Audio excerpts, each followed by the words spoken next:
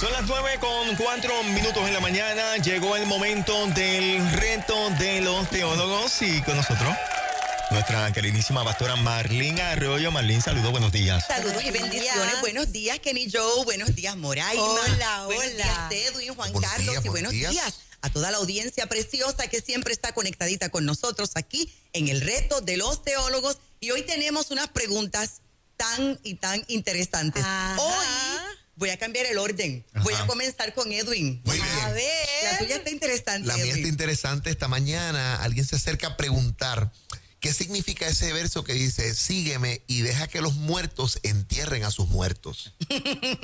Buenísimo. Interesante. Vale, porque uno parecería que Jesús está de una manera insensible diciéndole al tipo: está en capilla al diente, olvídate, pues hermano, ¿sabes? A rayo, este Jesús Está muy fuerte. Es un psicópata. Exacto, está duro esto. Vamos a leer el verso completo, porque el verso completo nos da mucha luz y nos explica el contexto. Mateo 8:21 dice: otro de sus discípulos, me detengo. Allí dice discípulos. No es una persona cualquiera de la multitud, no, es un discípulo. Otro de ellos, además de los 12, dice, le dijo: Señor, permíteme que vaya primero y entierre a mi padre. Jesús le dijo: sígueme, deja que los muertos entierren a sus muertos. Voy entonces a aclarar primero que es un discípulo, que no es una persona común y corriente. Muy bien, a quien más se le da, más se le demanda, más se le pide. Y número 2, ¿qué significa esto de que, Señor, permíteme que vaya primero y entierre a mi padre? No es que papá se está muriendo, no es que papá está agonizando, no es que papá ya está allí, ¿verdad? Y que él va a estar en el funeral. No es eso. Él está pidiendo tiempo. Permíteme estar con mi papá.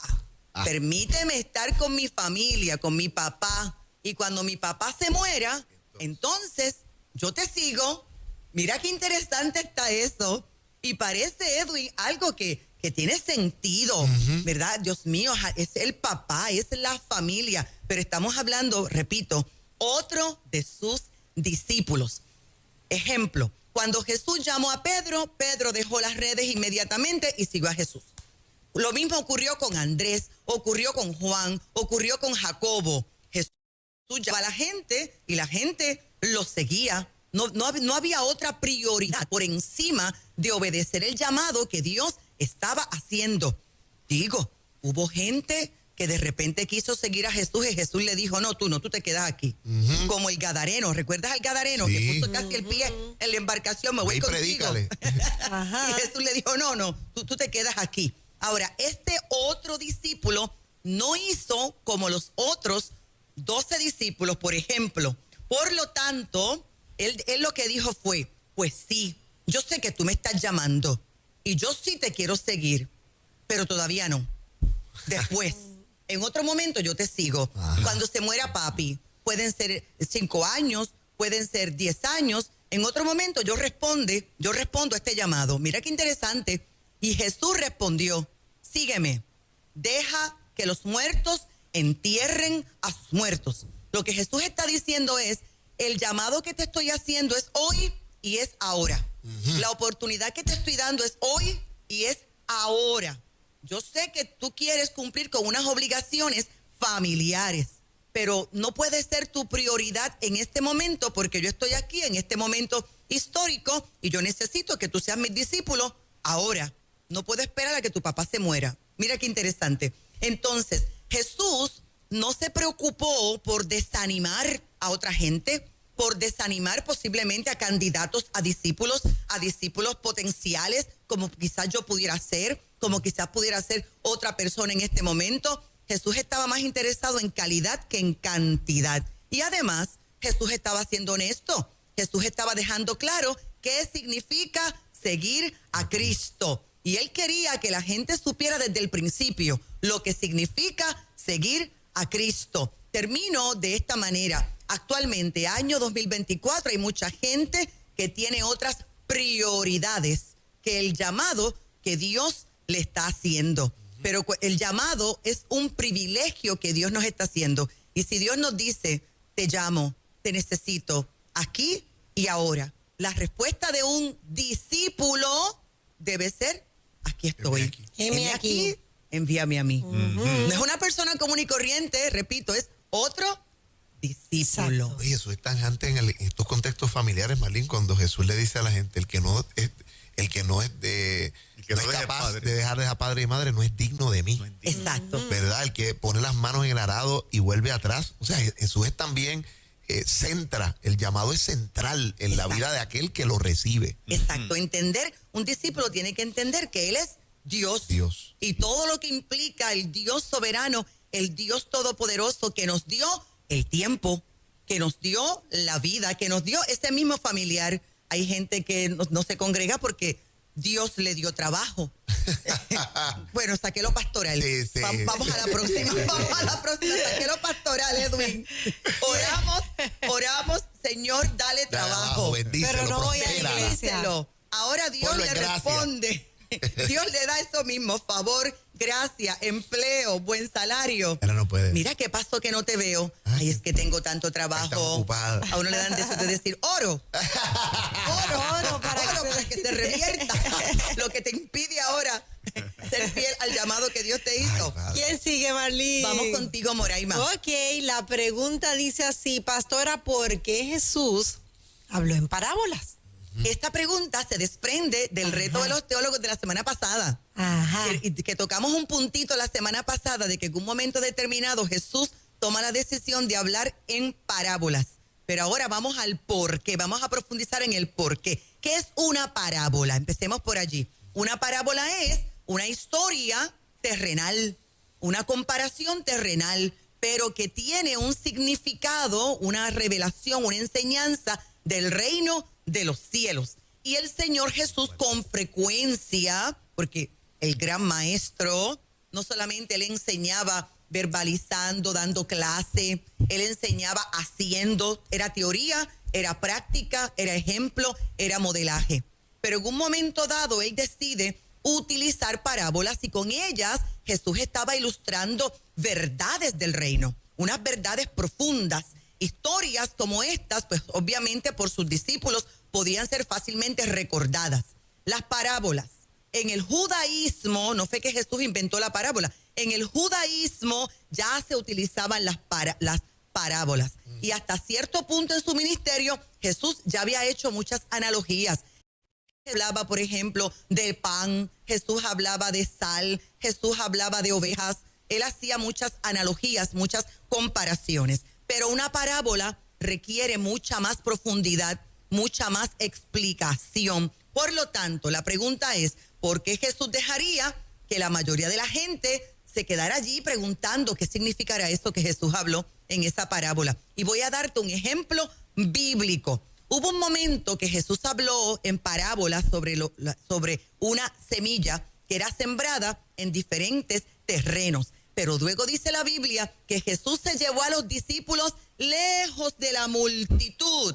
Y ellos le hicieron esta pregunta, ¿y por qué les hablas en parábolas? Y Jesús respondió, porque a ustedes les es concedido conocer los misterios del reino de los cielos, pero a ellos no se les ha concedido, porque a cualquiera que tiene se le dará más y tendrá en abundancia, pero a cualquiera que no tiene, aún lo que tiene se le quitará. Por eso les hablo en parábolas, porque viendo no ven, no quieren ver, y oyendo no quieren oír, no quieren entender. Y en ellos se cumple una profecía, y te la voy a leer, la profecía de Isaías, que lee así: al oír oiréis y no entenderéis, y viendo veréis y no percibiréis, porque el corazón de este pueblo se ha vuelto insensible.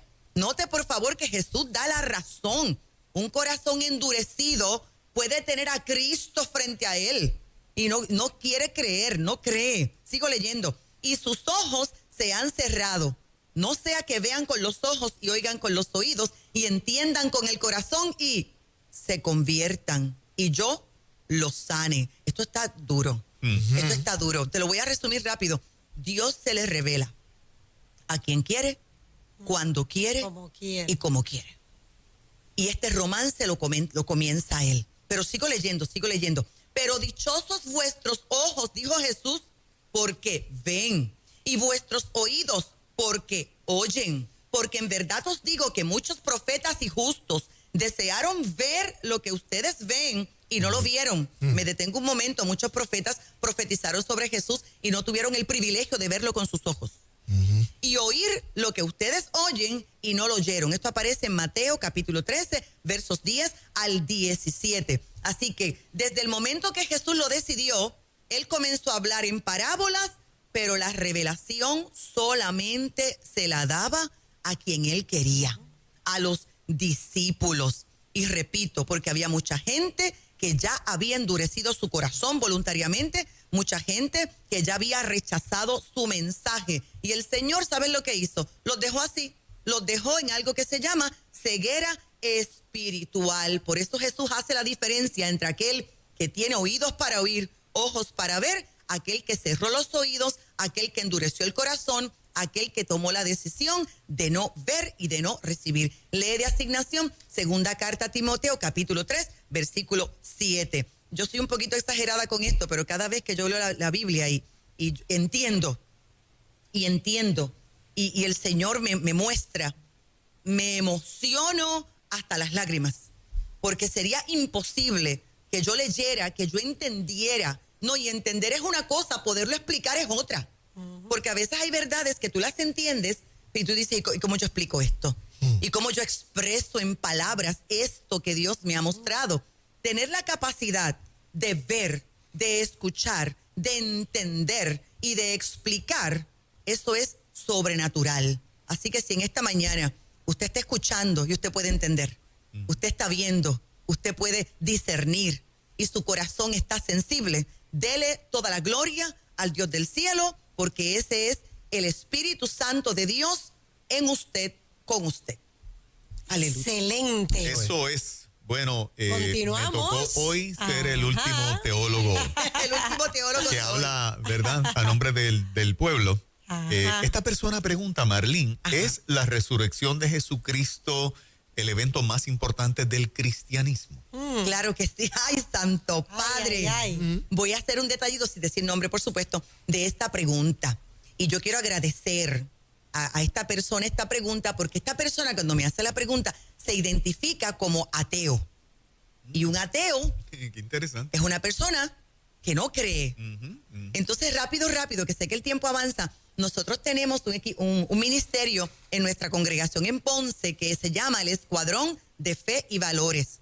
Estos ministros van a diferentes residenciales y allí buscan niños y jóvenes para educarlos. Se le dan hasta grados, méritos, si dejan las malas palabras, si ayudan a sus padres y todo eso. Un día, Moraima, llegó un joven, y de este sí voy a decir el nombre, Luis. Llegó Luis con 17 años, así como defensor de los más chiquitos, y dijo, yo soy ateo, pero yo puedo estar. Y la pastora María, que dirige el ministerio, me llama. Tengo un joven que dice ser ateo, pero quiere estar. ¿Qué le digo? Y yo, que esté. Que esté. Ese es un ateo que dice, gracias a Dios que yo no creo en Dios. Entonces es interesante como una persona dice que es atea, pero hay un deseo de saber y de conocer. Y yo quiero decirte a mi corazón que Dios pone ese querer y ese preguntar y ese hacer. Dios lo pone. Así que yo no quiero que vuelvas a decir que eres ateo, porque después de esta respuesta, tú mismo vas a decir, Jesucristo es el Señor Dios Todopoderoso. Hay una diferencia entre el cristianismo y todas las demás religiones.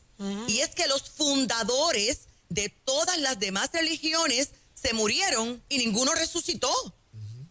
Ninguno resucitó, ninguno puede garantizarle vida eterna y resurrección a sus seguidores, porque ni ellos mismos pudieron resucitar. La única institución que su fundador murió, resucitó, continúa vivo, lo demostró, más de 500 personas lo vieron resucitado, y eso es lo que está registrado en la Biblia. Todavía su poder, su presencia, sus milagros, sus sanidades, sus señales, sus prodigios continúan. Ese es el cristianismo. Jesucristo es el Señor Dios Todopoderoso. Quiero que te compres una Biblia o baja una Biblia en tu teléfono y te vas a leer Hebreos capítulo 10, versículo 12. La tumba no pudo retener al Nazareno. Así que la resurrección de Jesucristo, más que importante, es la espina dorsal del cristianismo. Es importante que sepas que Dios existe. Él creó el universo. Él tiene poder sobre él. Él es vida. Él tiene poder para levantar a los muertos, para resucitar. Solo Él puede resucitar después de la muerte. Quiero que leas primera carta a los Corintios 15, versos 54 al 55. Y al Jesús resucitar nos está enseñando algo, que Él tiene absoluta soberanía sobre la vida y también sobre la muerte. De hecho, la resurrección de Jesús valida lo que Él dijo que era, lo que Él afirmó ser. Mateo 16, 1 al 4. La resurrección de Jesucristo, que fue presenciada por tanta gente, esto lo vas a encontrar en la primera carta a los Corintios 15, 3 al 8. También te vas a leer Hechos de los Apóstoles 13, 32 al 37. Por la resurrección de Jesucristo, hoy hay un regalo maravilloso para ti. Tienes perdón para todos tus pecados, porque dice Hechos 13, 38, que es justificado todo aquel que cree en Él. Hay tanto más que te puedo decir sobre la importancia de la resurrección, pero termino con Juan 11, 25. Jesús dijo, yo soy la resurrección y la vida. Y en esa declaración, Él afirmó y demostró ser la fuente de ambas cosas. Él es la fuente de vida y Él es la fuente de la resurrección. Y porque Él resucitó, te tengo noticias, tú también vas a resucitar. Si te atreves a creerlo conmigo, di esta oración sencilla. Padre, yo recibo a Jesucristo como mi Señor y mi Salvador. Te pido perdón por mis faltas, errores, pecados. Bautízame con tu Espíritu Santo y te agradezco que mi nombre está en el libro de la vida. Amén. Yo sé que lo hiciste. Bienvenido a la familia de Dios. Yo tengo fe. Yo tengo fe. Qué lindo. Nos ponemos de acuerdo, Marilyn. Amén. Nos ponemos de acuerdo con esto en el nombre de Jesús. La parte sur, en Ponce, donde tú estás, el que nos escucha, que es mucha gente en Ponce que nos oye, sí, y no tiene dónde congregarse y te quiere visitar, ¿cómo llega allí? Ciudad de Avivamiento en Ponce. Estamos todos los domingos, 9:30 de la mañana. Hoy miércoles tenemos clase. Miércoles 7:30 de la noche. Nuestros jóvenes están los viernes a las 7 de la noche. No olvides buscar nuestro libro, El Reto de los Teólogos. La siguiente sección también es libro y nuestra Biblia Sefer Dabar. Llámanos al 787-644-2544. Suscríbete a nuestro canal de YouTube, Marlene Arroyo, y continúa escuchando enseñanzas, predicaciones.